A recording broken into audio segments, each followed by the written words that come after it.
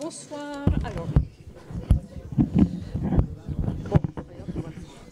Alors bonsoir et bienvenue à cette troisième journée du Forum sur le christianisme intérieur. D'abord un grand merci au groupe qui, depuis 2 ans, porte en gestation et a préparé ce forum. Je vous cite les personnes qui ont... Ça ne va pas, c'est trop fort, Gilles ? Ah, d'accord, oui. Alors, si vous voulez déjà, s'il vous plaît, éteindre les portables, parce que ça peut être gênant.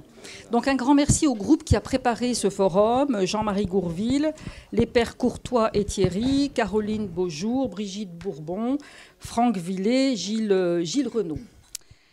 Ce forum part autour de la double idée d'un constat, le constat d'une soif d'un retour à l'expérience intérieure de la foi, une attente massive et diffuse de chacun, des réponses qui se multiplient dans et hors les églises, une envie pour ce groupe qu'il avait envie de partager, de comprendre et de partager cette quête. La deuxième idée, c'est un projet, c'est le projet, au-delà de ce forum de 5 jours, de se mettre en mouvement pour se rencontrer, pour partager, pour échanger sur sa foi, échanger sur sa quête en fraternité. Le forum est organisé autour de 5 questions qui sont posées sur 5 jours. La première question était « Y a-t-il encore une méditation chrétienne ?» La deuxième, « La recherche de Dieu ou engagement dans la cité ?» Et nous en sommes donc au 3e jour. La question est la suivante. « Quelle liberté dans la recherche de Dieu ?» Nous avions prévu 2 intervenants, Jean Lavoué et Elisabeth Delabarre. Elisabeth nous fait le bonheur d'être ici. Et malheureusement, Jean Lavoué est retenu loin de nous pour une raison impérieuse. Il n'a donc pas pu se joindre à nous. Je voulais simplement vous le présenter. Jean Lavoué est un chercheur de sens. Il est breton et catholique. Et il a cheminé vers la source de sa foi.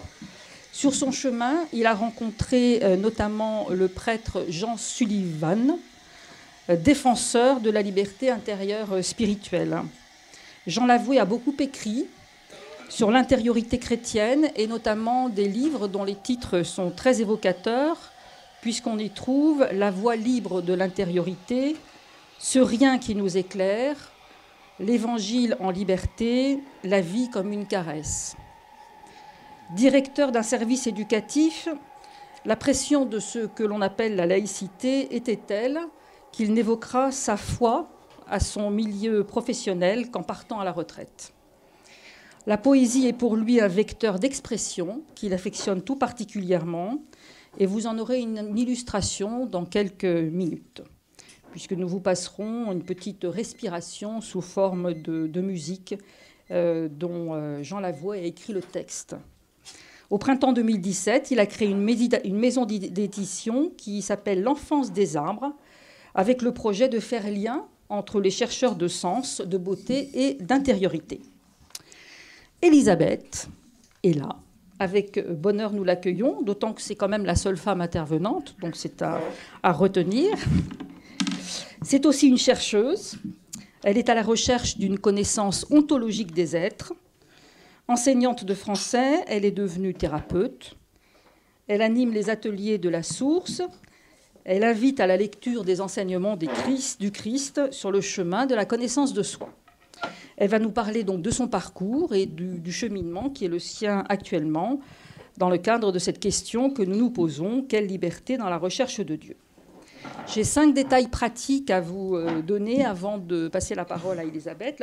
Le premier détail, c'est, s'il vous plaît, éteignez vos portables. Deuxième détail, la feuille. Une feuille va circuler sur laquelle nous vous remercions de mettre vos noms, prénoms et surtout l'adresse mail de manière à ce que nous puissions vous tenir informés de la suite de ce forum. Vous êtes invités à consommer. Le Café des Arts nous fait la gentillesse de nous accueillir. Mais c'est vrai que c'est sympathique de pouvoir aussi consommer. Et une petite corbeille sera à la disposition en fin de réunion. pour nous aider à une participation aux frais. Enfin, après la petite réunion, vous avez possibilité de vous restaurer si vous le souhaitez. Voilà, donc je passe sans plus tarder la parole à Elisabeth. Merci beaucoup, Ariane. Je voudrais vous dire toute ma joie de vous voir nombreux dans le cadre de ce forum du christianisme intérieur, parce qu'il est vrai que dans notre préparation et dans notre quête, nous avons été très animés déjà d'un désir de partage, et c'est un bonheur déjà de vous voir nombreux. Je voudrais moi aussi remercier toute l'équipe qui a préparé depuis si longtemps cette initiative tout à fait inédite en Normandie, consacrée à l'expression d'intériorité dans la recherche de Dieu sous toutes ses formes. Alors, la question qui nous était proposée à Jean et moi de travailler est la suivante: quelle liberté dans la recherche de Dieu? À un moment donné, c'était dans la quête de Dieu. En travaillant sur cette question, il y a eu deux mots qui sont apparus vraiment comme un clignotement. C'est le mot liberté et c'est le mot recherche. Et aussitôt s'est manifesté à notre esprit le fait que la liberté engageait notre responsabilité et que la recherche de Dieu n'était pas donnée ni apportée sur un plateau. Il s'agissait d'un chemin, et on verra un peu les conditions de ce chemin. Et si on parle de conditions, on va se dire, mais alors il n'y a plus de liberté. Et on va voir aussi de quelle liberté, quelle est l'illusion de notre liberté sur ce chemin. Alors, je vais développer tout ça après l'évocation de mon parcours personnel. Très, très rapidement, je vais essayer d'être brève. Je voudrais introduire ce propos par une phrase que le soufisme nous donne, qui est la suivante. Il y a autant de chemins vers Dieu qu'il y a de fils d'Adam. Nul ne peut faire le chemin à la place d'un autre. Cette phrase est de toute beauté. Elle nous parle non seulement de notre liberté, de la dimension unique de notre chemin et de notre responsabilité, puisque personne ne peut le faire à notre place. Mais de quelle liberté s'agit-il ? Il semblerait que ce ne soit pas simplement la liberté de faire ce qu'on veut, surtout pas, on verra que c'est une liberté adolescente, mais la possibilité de faire ou non ce chemin, et si nous l'accomplissons, la liberté de l'accomplir selon notre singularité profonde. Alors nous allons voir un petit peu tout ça après le parcours personnel qu'on m'a demandé de vous présenter. Je vais essayer d'être brève, mais l'idée n'est pas de vous parler de moi pour vous parler de moi, parce que ça n'a pas un grand intérêt. En revanche, je vais le présenter sous la forme d'un témoignage, dans l'idée de vous permettre et de vous donner cette possibilité de faire résonner en vous, à partir de certaines phases de mon expérience très modeste de ce chemin, de pouvoir vous amener, si vous le souhaitez, à pouvoir entrer avec la résonance de votre propre chemin. Parce qu'il y a quand même bon nombre de convergences qui se manifestent d'une manière tout à fait singulière pour chacun, mais qui se redisent pour tous. Alors, je me donne un quart d'heure. Je suis issue d'une famille catholique avec des parents très sincères dans leur foi, très engagés dans le service auprès des autres et dans le service auprès de leur famille. Notamment mon père qui a fondé une association de réinsertion des détenus, qui s'est beaucoup consacré dans le milieu scolaire et dans le milieu de la ville pour secourir les personnes défavorisées, à tel point que, engagé dans le service, quand il a été retraité, il est devenu diacre. Et sa mission en tant que diacre, c'était d'être aumônier de l'hôpital de la Musse dans l'Eure. Ma mère, à ses côtés, a suivi, non pas poursuivre, mais s'est engagée et l'a accompagnée voilà, de toute sa foi aussi et de tout son engagement d'épouse. Donc, nous sommes 4 enfants et nous avons grandi dans cette atmosphère. Comme il était assez culturel dans notre famille de faire du scoutisme, on m'a mis au scoutisme. Donc, je suis devenue Jeannette quand j'étais jeune et... J'avoue qu'au bout de 2 mois, les choses sont devenues, sans que je puisse mettre évidemment de mots dessus, mais assez insupportables déjà par ma nature, parce que j'étais assez sauvage, mais ça, ce n'est pas l'essentiel. C'est que ce qu'on nous disait ne me procurait aucun plaisir concernant la relation au Christ, à Dieu. C'était assez infantilisant, évidemment, que je ne disais pas ça à l'époque. Donc au bout de 2 mois, j'ai demandé à mes parents de me retirer et en travaillant sur ce point, j'ai constaté que j'avais eu des parents qui ont toujours respecté les choix de leurs enfants. Et ça, c'est une grâce. C'est vraiment une très grande grâce. Et vers l'âge de 11 ans, j'intègre un mouvement que vous avez peut-être connu, qui est le mouvement eucharistique des jeunes, le MEJ.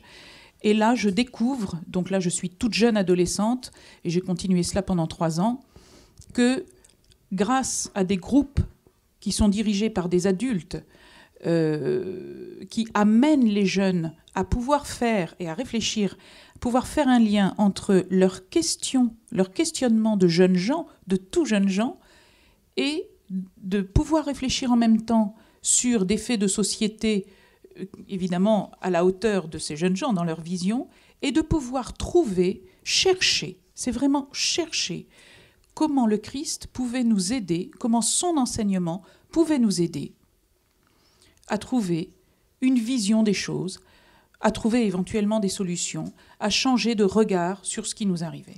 Et là, ça a été absolument déclencheur d'un mouvement de recherche où je me suis dit, tiens, par la réflexion, quelque chose est possible, et je me suis rendu compte qu'à l'intérieur, il y avait un chemin qui s'ouvrait.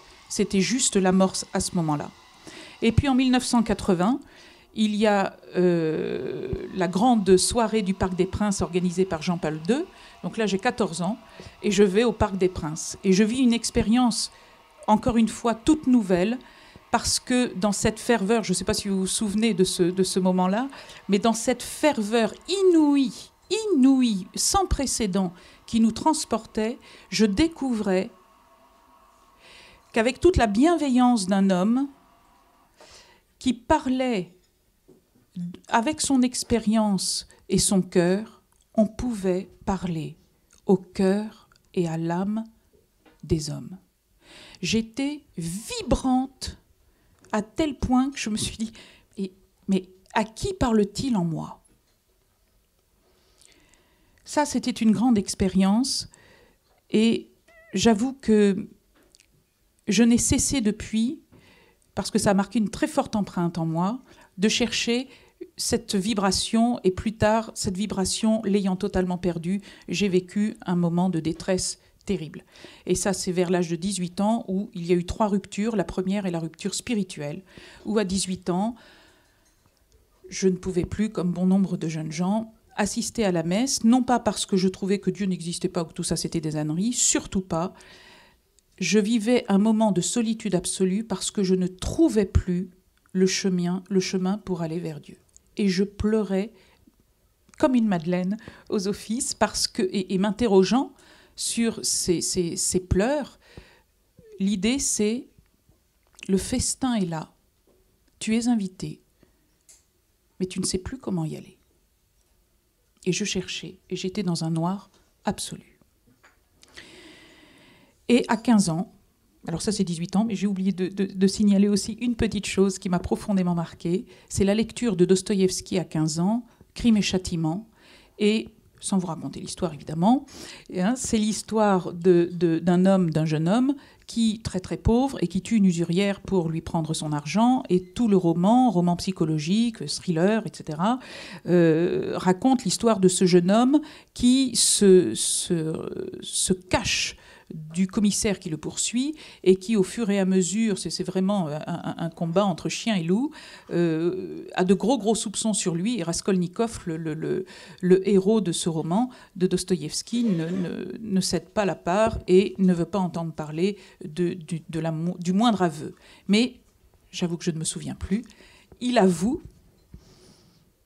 et il est donc jugé et envoyé au bagne.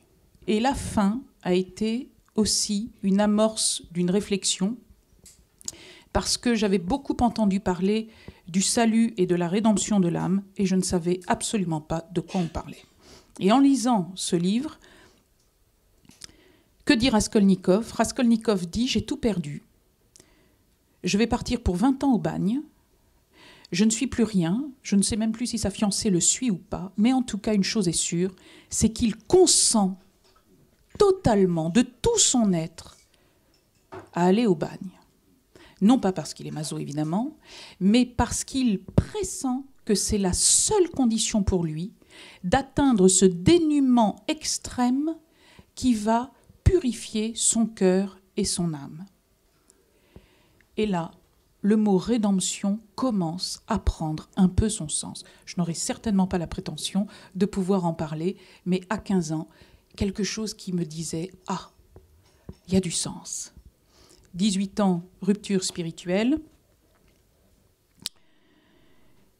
Et à ce moment-là, j'ai vécu ce que Graf Durkheim disait, et je m'en suis évidemment aperçu bien plus tard, c'est qu'il faut perdre son chemin pour trouver le chemin vers Dieu. Deuxième rupture, 9 ans après. Alors ce sont des cycles de 9 ans, c'est comme ça. 9 ans après, rupture professionnelle. J'étais professeur de français et adorant la pédagogie, adorant la transmission, aimant mes élèves, qui me le rendaient. Bref, je n'étais pas avec un directeur, manipulateur ou quoi que ce soit. J'étais merveilleusement bien là où j'étais. Et à un moment donné, je commençais à m'ennuyer un petit peu quand même. Mais bon, voilà, c'est passager l'ennui, hein, c'est rien. Et je surveillais un examen, et je passe, et là j'entends une voix qui m'arrête intérieurement et qui me dit « Tu n'es pas à ta place ». Bien, qu'est-ce que je fais de ça ? Bon. Et j'ai écrit à ce moment-là à une amie qui était en retraite, hein, une amie qui justement travaillait beaucoup sur l'intériorité et qui m'avait fait don d'une lettre le jour de mon mariage, puisque je me mariais 4 mois après, et qui m'avait fait don d'une lettre où elle m'écrivait tu as pris la première décision, tu as pris est-ce que je l'ai noté ? Je ne me souviens plus. Non, c'est pas grave. Tu as fait le choix premier qu'il était important que tu fasses vis-à-vis de ton travail, le quitter. Et elle ajoute, sache que désormais, tu sauras où aller. Autant vous dire qu'à cette époque, c'était tout à fait sibyllin, mais elle avait raison, c'était l'amorce de quelque chose. Bien. Alors, si j'ai quitté mon travail, il faut quand même souligner, parce que c'est quand même pas la panacée, c'est qu'à l'époque, je pouvais le faire et que j'avais un mari qui me permettait de pouvoir le faire aussi. Voilà. Bien, et à partir de ce moment-là, je me suis consacrée à l'écriture. Alors évidemment, il y a eu toute une réflexion, est-ce que je le quitte, est-ce que je quitte pas mon travail ? Bref, je sentais que l'appel de l'écriture était impérieux, j'y ai répondu, et là, j'écris, je découvre que j'écris sur mon univers intérieur. J'écris tout ce que je pense, tout ce en quoi je crois, j'écris, mais non pas pour exprimer juste mes colères et tout ce qui ne va pas bien, c'était pas ça. C'était qu'en fait, étant au contact des jeunes, étant au contact de ces aspirations de jeunes gens qui avaient 16-17 ans, ces interrogations m'interrogeaient moi-même sur ce devenir de jeunesse et sur toutes leurs désirs, toutes leurs aspirations. Et à partir de ce moment-là, écrivant sur et découvrant à ce moment-là l'être profond que je suis, j'ai compris que la quête de Dieu est indissociable de la quête de soi. Et inversement, qu'il n'y a pas de quête de soi qui n'aboutisse pas à la quête de Dieu en soi. Et à partir de ce moment-là, grâce à l'écriture, des lectures, la culture hébraïque à laquelle je me suis déjà intéressée à ce moment-là, et puis l'étude brève, trop brève malheureusement, du grec ancien, j'ai fait un chemin progressif d'intériorité. Et à 30 ans, je découvre l'enseignement d'Annick de Souzenel. Et là, il y a un avant et un après.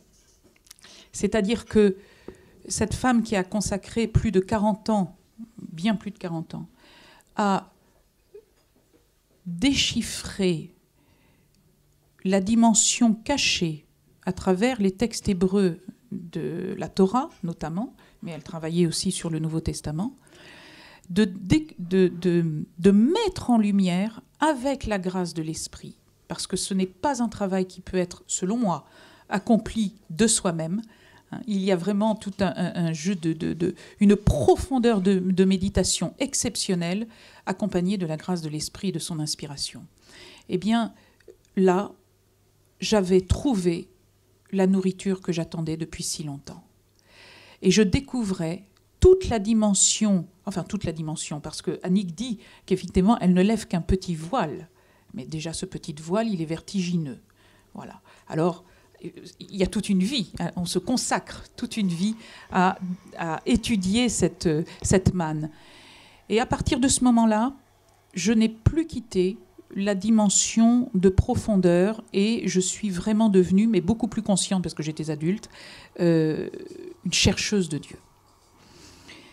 Ensuite, pour des raisons tout à fait personnelles, j'ai dû faire une thérapie. J'ai poursuivi cette thérapie pendant 4 ans et très vite, en faisant cette thérapie, j'étais avec une thérapeute qui était formidable, mais je lui ai dit rapidement, parce que j'étais prête à arrêter quand même, que je souhaitais pouvoir parler de mon amour pour Dieu en thérapie, parce que je ne savais pas si ça se faisait, je ne savais pas si la psychologie le permettait. Et là, encore une fois, cette thérapeute m'a dit « mais bien sûr, ouvrons cette dimension ». J'en étais ravie, je suis restée 4 ans. Ça m'a fait un bien fou. Et heureusement, parce que quelques mois après avoir arrêté la thérapie, 3e effondrement, affectif celui-ci, qui m'a terrassée encore plus que les 2 premiers. Et ça a été vraiment un effondrement et une traversée du désert pendant 4 ans.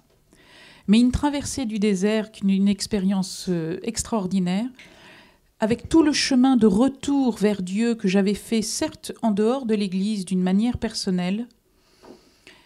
Non, je ne dirais pas personnelle, je dirais intime. Eh bien, encore une fois, c'est en travaillant sur cette conférence que je m'en suis aperçue, qu'en fait, tout le chemin que j'avais fait m'avait permis de traverser ces 4 ans de désert. J'en avais eu la force pendant toutes ces années. Mais j'étais encordée à Dieu. Je suis partie dans le désert intérieur encordée à lui. Et ça a été une expérience initiatique de toute beauté, parce que maintenant, depuis, je reste encordée à lui. Et je me consacre autant que faire se peut dans ma vie active, privée, de famille et professionnelle à pouvoir très humblement parler de lui et essayer d'éveiller, pour toute personne qui le souhaite et qui le demande et qui le cherche, d'éveiller le cœur profond de la personne à cette présence. Voilà. Eh bien, je suis dans le timing. Alors, l'idée, encore une fois, c'est de voir comment le parcours de quelqu'un de tout à fait lambda peut résonner avec les vôtres en termes de rupture, en termes peut-être d'effondrement, en termes d'aspiration et d'écouter peut-être tous ceux à côté de quoi on est passé, tous ceux qu'on a oubliés, parce que c'est autant, vraiment c'est autant de pierres sur le chemin, c'est autant de balises, je dirais, dont il faut se souvenir pour pouvoir retrouver son orientation intérieure.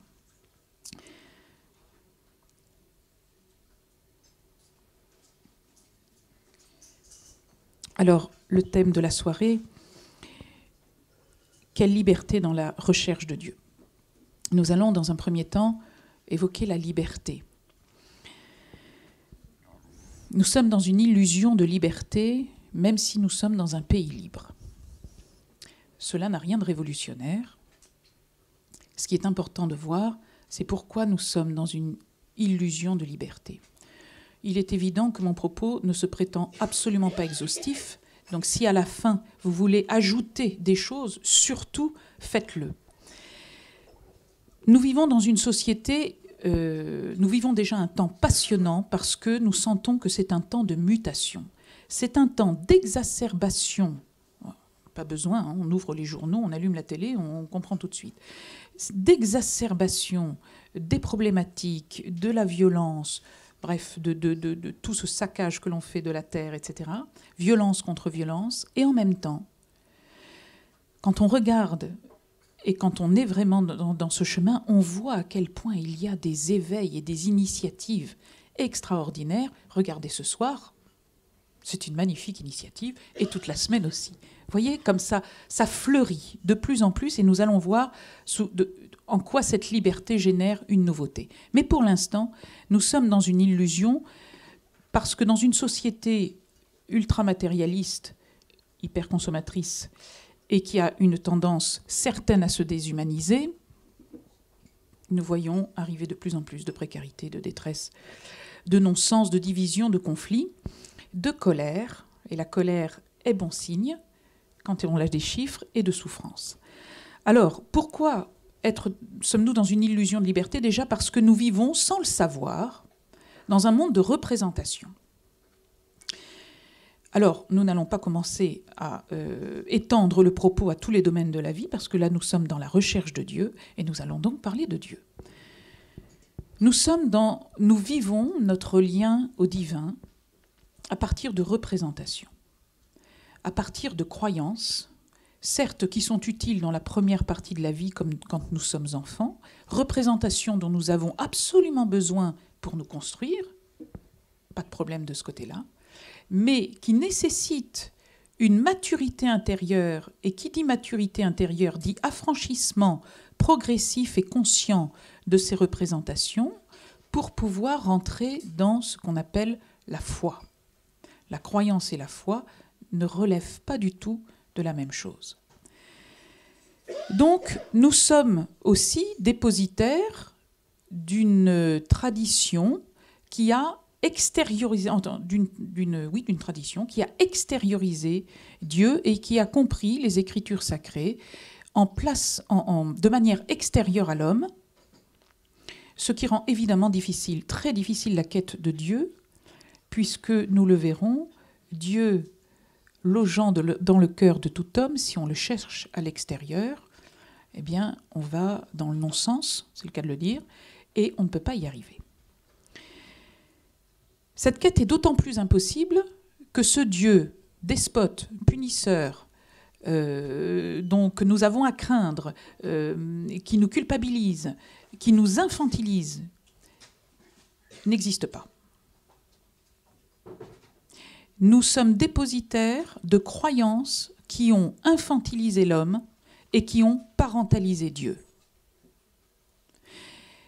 Et donc forcément que nous nous conduisons comme des petits-enfants craintifs vis-à-vis d'un père qui va nous punir. Père Philippe nous disait lundi, nous rappelait l'idée que saint Augustin avait eue de parler de ce péché originel, et qui, effectivement, nous portons encore cette trace 1700 ans après. Ce Dieu n'existe pas. Donc la quête est absolument impossible. Ce Dieu extérieur n'existe pas. Donc la quête est absolument impossible. Que nous dit le père Maurice Zindel, qui lui aussi a dû faire un chemin en marge d'une société ecclésiale qui l'a rejeté parce que justement il avait une vision qu'il a écartée, parce qu'il avait une vision peu ordinaire de la relation de tout homme au Christ. Il disait une chose: la conception d'un Dieu despote a empoisonné l'humanité et nous n'en sommes pas encore guéris. Illusion de liberté, pour un deuxième point, parce que nous vivons dans des conditionnements éducatifs, sociétaux, culturels, etc. Et nous vivons aussi tous les conditionnements de notre relation au divin. Mais conditionnement, pourquoi? Parce que nous ne savons pas à quel point, dans les, disons, 20 premières années de notre vie, nous avons grandi par adaptation. nous avons dû nous adapter en permanence. Je ne vais pas commencer à développer toute la dimension psychologique, je n'ai pas le temps de le faire, mais nous rentrons dans des conditionnements tels que nous construisons de manière inconsciente une personnalité. Donc c'est une construction, c'est une illusion, on l'appelle l'ego. Qu'est-ce que notre ego? D'une manière extrêmement rapide, peut-être trop, mais c'est comme ça ce soir, c'est l'ensemble de toutes les adaptations que nous avons construites inconsciemment, évidemment pour nous adapter à notre famille, à notre culture, à notre éducation, à nos expériences de vie, à papa, à maman, à ce que nous vivons, à tout ce qui se passe, et l'ensemble aussi des croyances qui vont orchestrer ces conditionnements dans lesquels nous rentrons. Alors qu'est-ce que ça va donner? Ça va donner une personnalité telle que nous aurons développé des modes de pensée, des modes de réaction, des modes de comportement, une certaine vision des autres, du monde, de la vie, de moi-même. L'image de moi est une image que je construis dans les premiers temps de ma vie, est une image tout à fait erronée, puisqu'elle est issue des conditionnements, des projections des parents et de toutes les adaptations que je suis obligée de mettre en place. Donc, nous sommes dans une illusion de savoir déjà qui nous sommes. Jusqu'au moment où nous allons peut-être rentrer dans un travail ou entamer un chemin de connaissance de soi et de conscience qui va nous amener à découvrir cet être libre qui est en nous, mais qui nécessitera un bon nombre d'affranchissements. Cet ego, rien à dire. Il ne s'agit pas de le fustiger, il est indispensable de le construire. Donc on le remercie. Merci d'avoir pu construire cet ego, mais aujourd'hui je dois te remercier, cher ego, c'est-à-dire te congédier et puis faire le travail d'affranchissement vis-à-vis de lui parce qu'il nous régit, il nous agit. Le troisième point qui peut illustrer la fausse liberté dans laquelle nous pensons être, c'est la vision dualiste, assez propre aux Occidentaux du reste, la vision dualiste qui fait le lit de tous les conflits.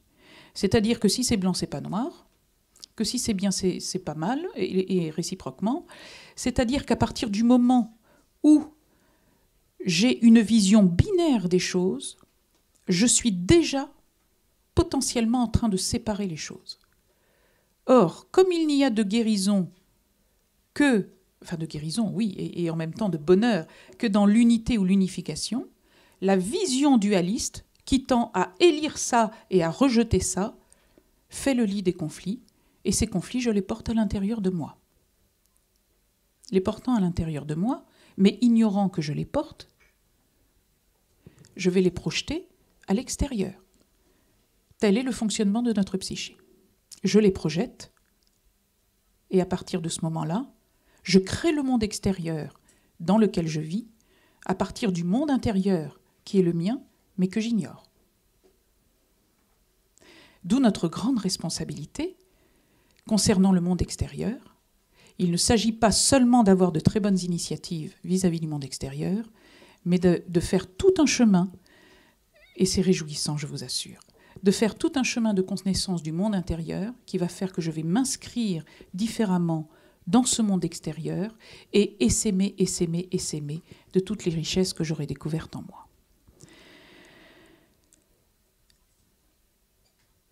Donc, quand on écoute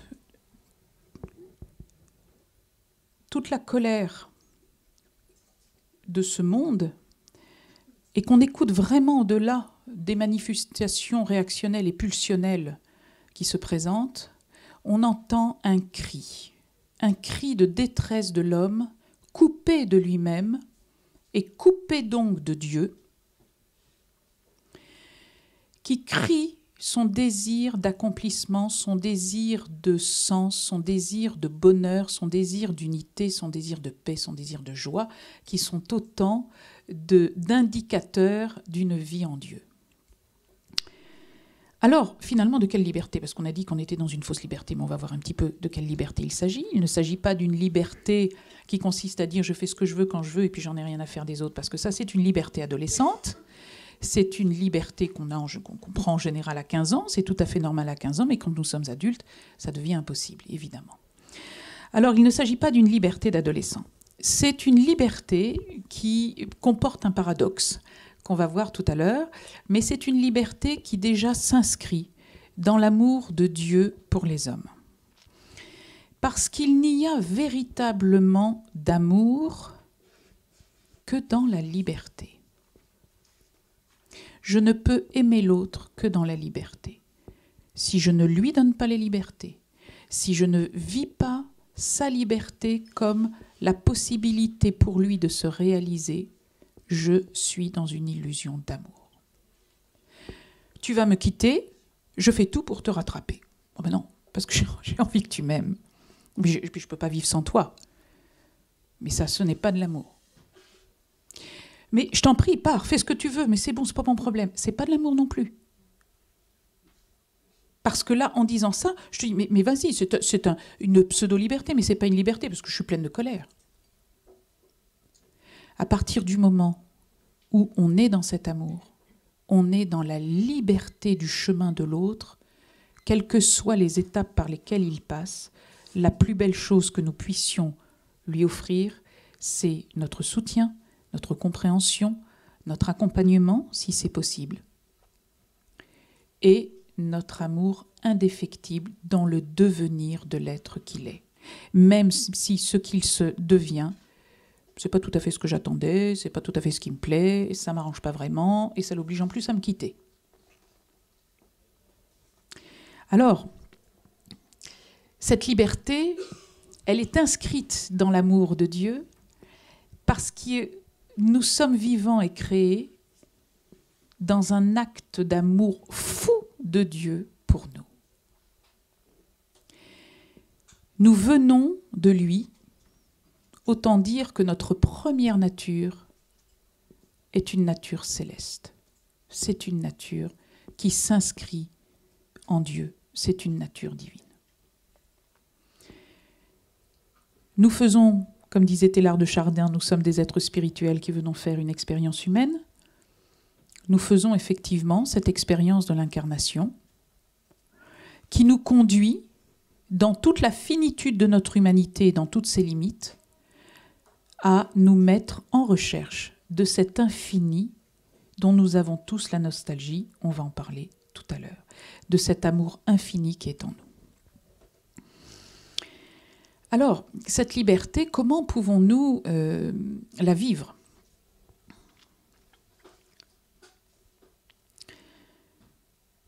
Nous ne pouvons pas vivre cette liberté sans prendre, dans un premier temps, la responsabilité de nous-mêmes.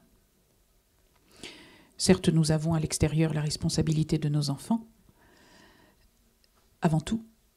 Et cette responsabilité de nos enfants, c'est de pouvoir conduire nos enfants à devenir responsables d'eux-mêmes.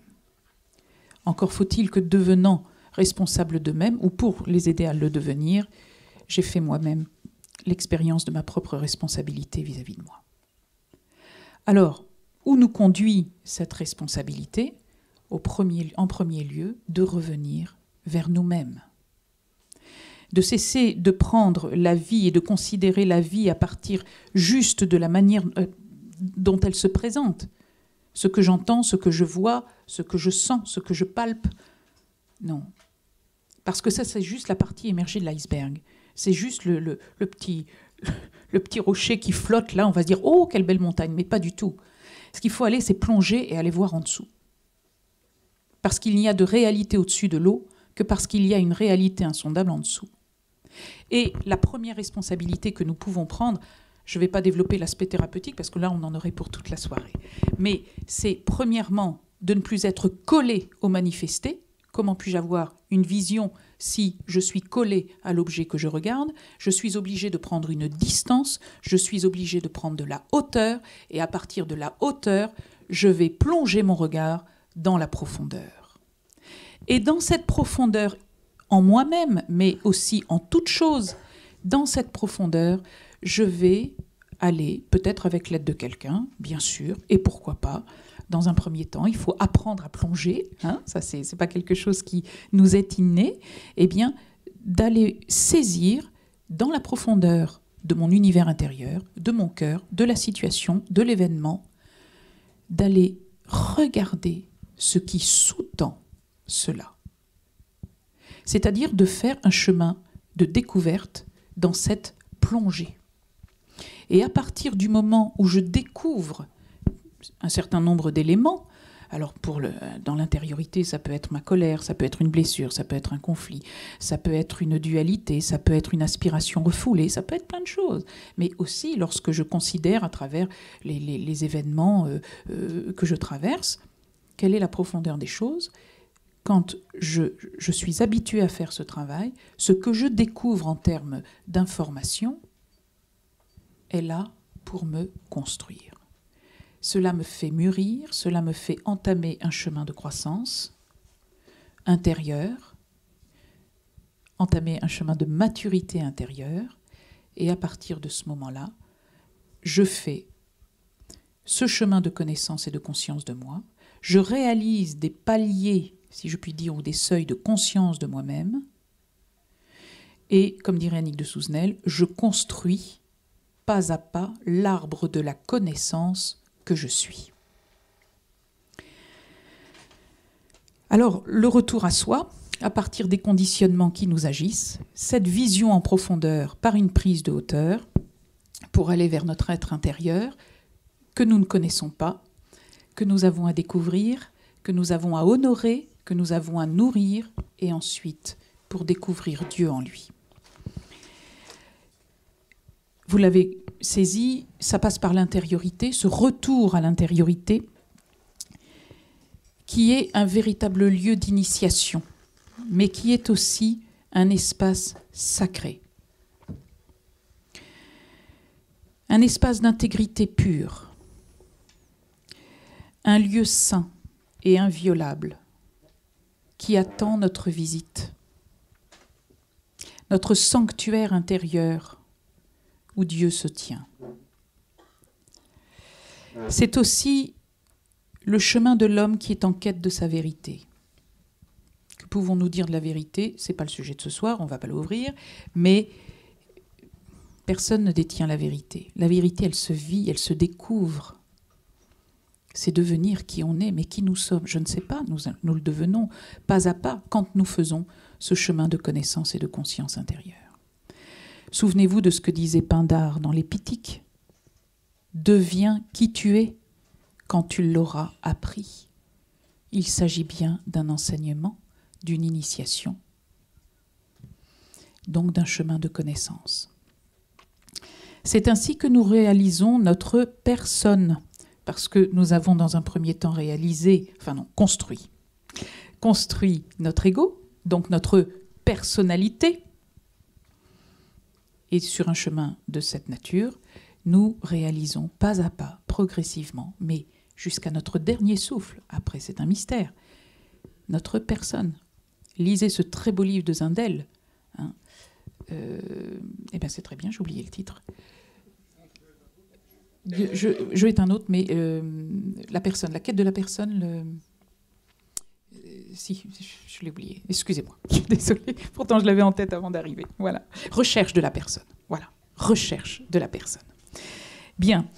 Alors, qu'est-ce que c'est que cette personne? Eh bien, si on reprend l'étymologie latine, persona, c'est ce qui va résonner au travers. Deviens ce qui résonne en toi, deviens l'expression de ta vibration intérieure, et ce qui résonne en toi, au-delà de toi, comme nous le disait Père Philippe, celui qui est le plus intime à toi-même que toi-même, et en même temps tout autre, c'est le divin en toi. Et il n'y a de résonance de notre vraie personne qu'en lui. Comme le disait Graf Durkheim, c'est vraiment plonger dans ce fabuleux gisement de l'être, où se perdre, c'est se trouver. Alors, cette liberté, nous avons parlé rapidement tout à l'heure, nous avons évoqué la possibilité d'un paradoxe dans cette liberté. qui peut faire frémir nos oreilles d'occidentaux, c'est pas la dualité, mais ce paradoxe entre liberté et obéissance. L'obéissance, pour des personnes qui, comme nous, occidentaux, nous sommes construits en nous basant sur la raison, la logique et les concepts, qui ont toutes leurs valeurs, certes, mais qui sont tout à fait insuffisants pour saisir les choses divines, l'obéissance est synonyme d'absence de liberté. Tu ne vas pas me dire qu'on peut être libre en étant obéissant. Ça, c'est pas possible. Et pourtant, si. Mais de quelle obéissance s'agit-il? Nous venons de voir de quelle liberté. Nous allons voir l'obéissance. Pour transformer un petit peu la perspective, je parlerai davantage de consentement. Quand est-ce qu'il nous est demandé de consentir? L'échange des consentements, c'est au moment d'un mariage. C'est la possibilité d'unir deux différences totales, de faire un chemin d'unité par un grand oui, et de pouvoir allier le tout autre à soi. Pour un mariage, c'est ça. Eh bien, dans la profondeur de l'être humain, c'est la même chose. C'est-à-dire que je ne peux devenir libre que si je consens. Non plus, alors je vais jouer sur l'utilisation des mots, non plus si j'obéis aux instances extérieures d'un monde rempli de chimères, d'illusions, de conditionnements et qui nous rend esclaves parce qu'il nous a servi d'une certaine manière, avec les modes, avec les systèmes, avec des institutions qui périclitent sérieusement. Donc si je n'obéis plus à cela, mais ce qui ne veut pas dire que je dois tout jeter, le bébé et l'eau du bain avec, certainement pas. Il y a des choses auxquelles je dois obéir dans ce monde, mais avec discernement, ce qui n'est pas pareil. Et surtout, je ne peux être un être libre que si je consens aux instances intérieures de mon être qui vibre de la voix divine qui s'exprime. Quand je vous disais tout à l'heure, tu n'es pas à ta place, j'aurais pu vous en dire d'autres, hein, mais enfin, tu n'es pas à ta place, ça a été le début d'un changement radical. Dieu merci qui s'est fait en douceur, mais radical. Qui parlait en moi? Qui parlait en moi? Qui peut le dire, en tout cas? Une voix, la voix de l'esprit. Hein? Donc, quand on n'a pas des voix tous les jours, hein, non, surtout pas. Mais plus je vais vers la connaissance de l'être intérieur que je suis, plus je le deviens, plus c'est d'une manière totalement naturelle, par le biais de la conscience et du discernement, que je vais avoir des réponses d'hommes libres, qui me conduiront certes peut-être à être incompris des autres, à être rejeté des autres, à être écarté des autres, à être jugé par les autres, certes, mais il faut aussi passer par là pour devenir adulte. Alors, pardon, je reprends. C'est pas qu'il faut, mais parfois, quand ça se présente, c'est une nécessité. Je suis éprouvé, on ne t'aime pas, on dit que tu as fait les mauvais choix. Est-ce que tu te confirmes? Oui, j'obéis, je ressens cette instance intérieure de mon être qui dit « mais moi j'y vais ». Vous ne me suivez pas? Vous ne me suivez pas. Vous ne m'aimez plus? Vous ne m'aimez plus. Vous me tournez le dos? Très bien, il n'y a pas de souci. Alors là, c'est un sacré travail d'affranchissement hein, du monde extérieur et du regard de l'autre. Ce qui est très important de voir, c'est que sur ce chemin, on ne doit rien forcer.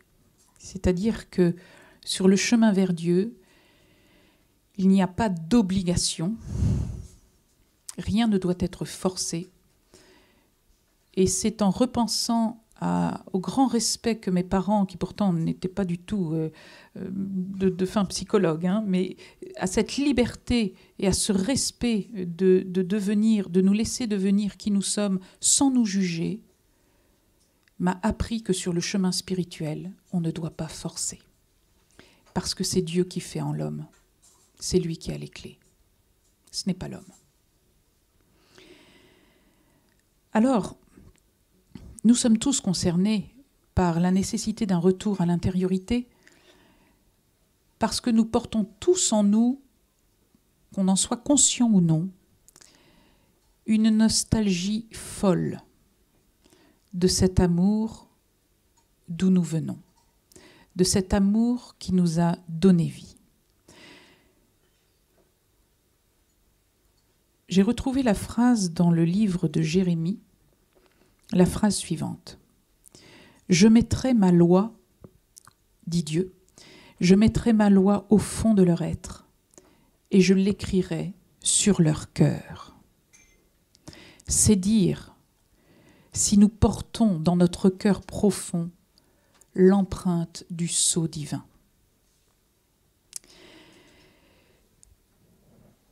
Cette nostalgie vient du fait que par adaptation, nous l'avons compris, et pas que, mais on ne peut pas développer trop, nous avons dû refouler, mais qu'aujourd'hui, et le temps nous y invite avec urgence, nous devons nous tourner vers ce cœur où Dieu a laissé son sceau.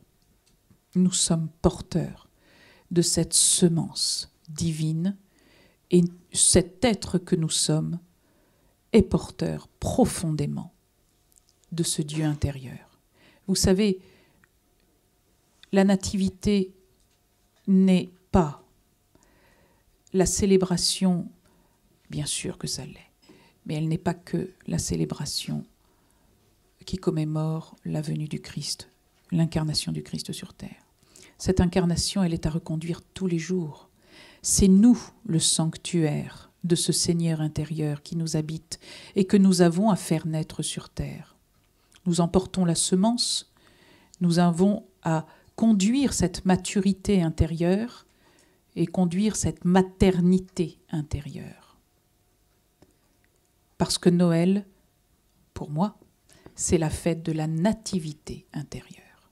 C'est la commémoration du fait que nous avons à faire advenir déjà dans nos cœurs et autour de nous, par résonance et vibration, ce Seigneur intérieur que nous portons en germe.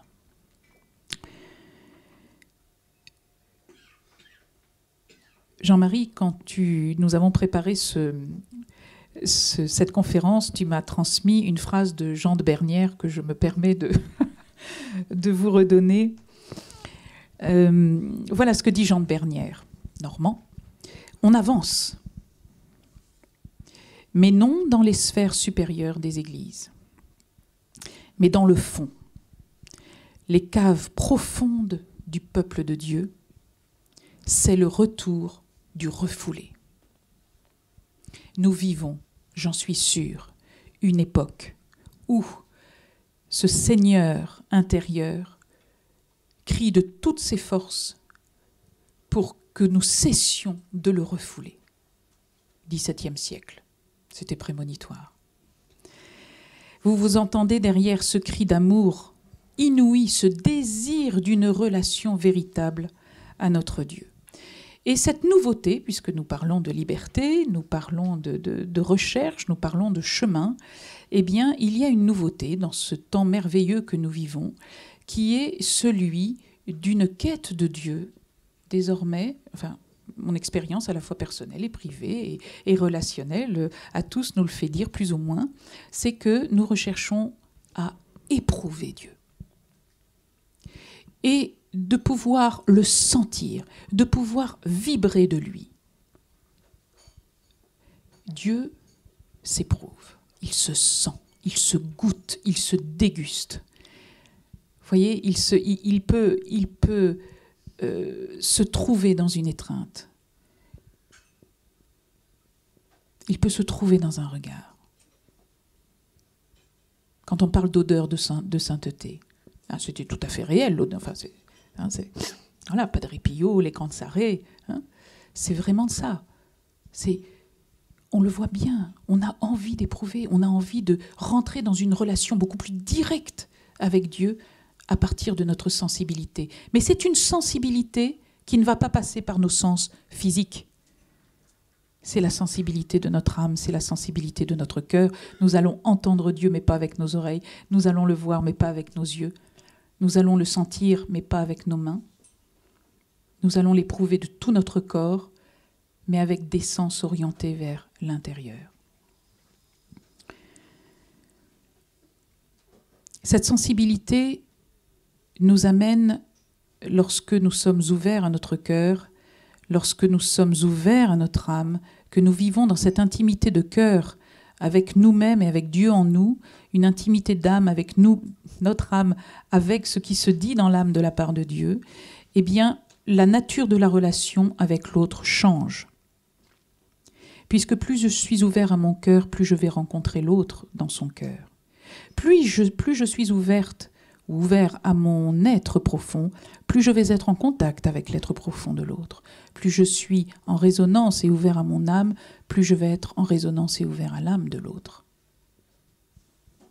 La nature de la relation change, s'enrichit, elle devient bouleversante. Nous faisons l'expérience d'une vraie fraternité, puisque nous sommes dans le cœur, et cela développe notre aptitude à aimer et à nous aimer, nous-mêmes, les uns les autres. Et à partir de ce moment-là, cette fraternité nous amène à vivre des rassemblements et des partages qui sont vraiment, à mon sens, novateurs et porteurs d'un nouveau souffle. Parce que tout ce qui est en train de se produire de cette nature-là, malgré toute la violence du monde, pour moi, c'est l'expression du souffle nouveau de l'esprit qui nous rassemble et qui fait que des initiatives, notamment comme celle-ci, ont lieu. Et le dernier point que je voulais aborder aujourd'hui, c'est que cette liberté dont nous parlons ne peut pas s'exprimer, comme toute liberté, ne peut pas être constructive si elle n'entre pas dans un cadre. Mais ce n'est pas un cadre qui limite, ce n'est pas un cadre qui sclérose, c'est un cadre qui est porteur des choses, qui est porteur de cette liberté, sans jamais l'enfermer. 3 aspects, encore une fois ce n'est pas exhaustif, 3 aspects de ce cadre. D'abord, nous l'avons vu, notre intériorité, vers laquelle nous retournons, grâce à la solitude, grâce à la méditation, grâce à la prière, tout cela se développe abondamment. Et pour justement rentrer dans l'infini de ce monde intérieur. Le deuxième point serait aussi le retour à la connaissance des mythes et des écrits sacrés de toutes les traditions. Jung disait « L'Occident a perdu ses mythes et l'Occident est en train de mourir. » Pourquoi la nécessité de revenir aux textes sacrés qui peuvent nous paraître complètement abracadabrantesques ou aux mythes? Parce que les écrits sacrés sont un enseignement, sont porteurs d'une initiation absolument folle, renversante, bouleversante, pour qui se donne les moyens, et la persévérance aussi, il faut reconnaître la persévérance, de pouvoir travailler en profondeur, de se laisser résonner par un mot, par une phrase, de rentrer en méditation, de rentrer en prière, et de laisser l'inspiration de l'esprit se faire. Mais aussi les mythes, parce que les mythes parlent tous, quelle que soit leur origine, de notre univers d'intériorité. Notre univers intérieur, qu'on ne connaît pas. Alors on va dire, oui, mais attends, c'est à tirer par les cheveux cette affaire-là. Mais c'est pareil, ça nécessite un chemin de connaissance, ça nécessite que nous soyons en quête, que nous soyons donc des chercheurs. Alors, quand nous mettons en quête, que nous devenons des chercheurs, parce que je crois aussi que c'est ce qui est en train de se produire dans cette expression nouvelle de notre relation à Dieu, et que nous faisons ce chemin d'intimité avec le Seigneur, il est de plus en plus difficile, vous l'avez peut-être remarqué ce soir, de parler de lui. Et pour illustrer ce propos, parce que c'est vraiment de l'ordre de la foi, parce qu'à un moment donné, ça se vit, et ce que nous vivons est inexprimable, c'est indescriptible. Je voudrais juste vous proposer cette phrase de Frédéric Lenoir, issue de son roman « L'oracle de la Luna ». Il fait parler, à la fin de son livre, une jeune fille juive qui est amoureuse du héros et qui a reçu l'initiation par son père de la Kabbale. Et le héros l'interroge sur sa foi, parce qu'il voit que cette jeune femme est transportée, elle vit un amour fou pour son Seigneur, et elle lui répond ceci. Attendez. C'est un petit peu plus long. C'est une foi dans laquelle Dieu est devenu plus mystérieux et plus inaccessible à ma vision, mais plus présent à l'intime de mon cœur. Je vis chaque seconde en présence de Dieu, mais je ne saurais plus dire une parole pour parler de lui. Alors devenons des chercheurs. Il y en a déjà bon nombre parmi nous et autour de nous, des chercheurs d'authenticité, des chercheurs d'essentiel, de sens et d'amour. À partir du moment où nous nous faisons chercheurs, nous ouvrons certes une voie personnelle, mais encore une fois, l'idée n'est pas de faire un chemin individuel ou individualiste, mais un chemin intime. C'est la raison pour laquelle il est personnel, mais c'est un chemin qui se partage. C'est aussi, à mon sens, la seule possibilité de découvrir et de vibrer de ce Dieu intérieur qui nous habite, qui est à l'origine de toute vie, qui vibre dans tout ce qui est vivant, qui est à l'origine de notre existence et dont nous portons l'empreinte sacrée. C'est un chemin qui nous conduit, c'est un chemin unique, parce que nous sommes tous des êtres uniques. C'est un chemin qui nous conduit vers notre unicité, et plus nous le parcourons, plus nous cheminons vers l'universel. Ainsi, nous rencontrant tous, grâce à l'unicité, dans cet universel, nous pouvons travailler à cette unité du genre humain. Unité, universelle, c'est la même racine. C'est un. Et je voudrais terminer mon propos par une phrase de Jean, qui n'a pas pu être là ce soir, mais faire résonner sa parole était très important pour nous tous. Voilà ce qu'il nous dit. Ne se fermez à aucune expression. Visez au contraire la fine pointe où toutes les expériences spirituelles authentiques finissent par converger.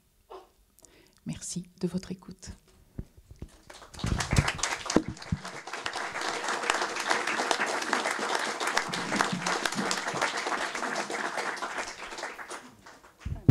Merci beaucoup, Elisabeth.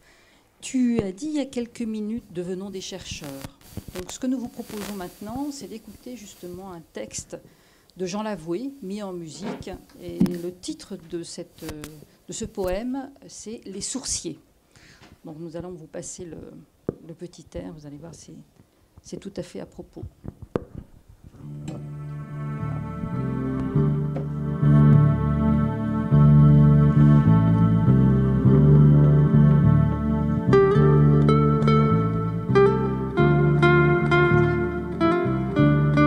J'aime les sourciers qui percent le secret des mondes, échappent aux croûtes mortelles, aux rigidités stériles, aux sécheresses exemplaires, à tout ce qui retient la vie et l'empêche de se transformer.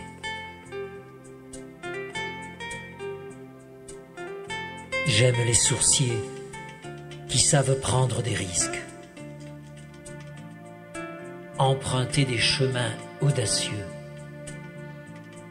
pour contourner le poids des murailles, des habitudes et des morales.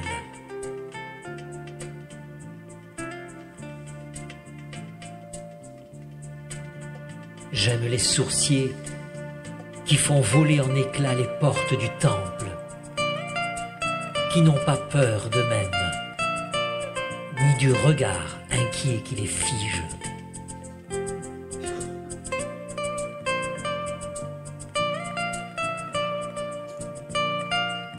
Ils savent trouver passage. Ils connaissent la brèche où le vieux monde s'anime et s'élance à nouveau. J'aime les sourciers dans chaque groupe, dans chaque clan, dans chaque religion, dans chaque famille.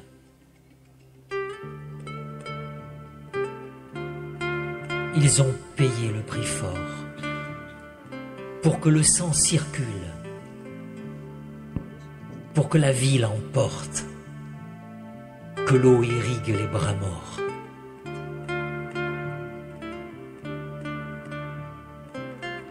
J'aime les sourciers et leur jeunesse. J'aime leur descendance innombrable, même s'ils n'ont pas eu d'enfants. J'aime qu'ils brûlent leur vie, qu'ils ne comptent pour rien leur existence au regard de ceux-là qui les sauvent, les rend impérissables, à jamais fraternels.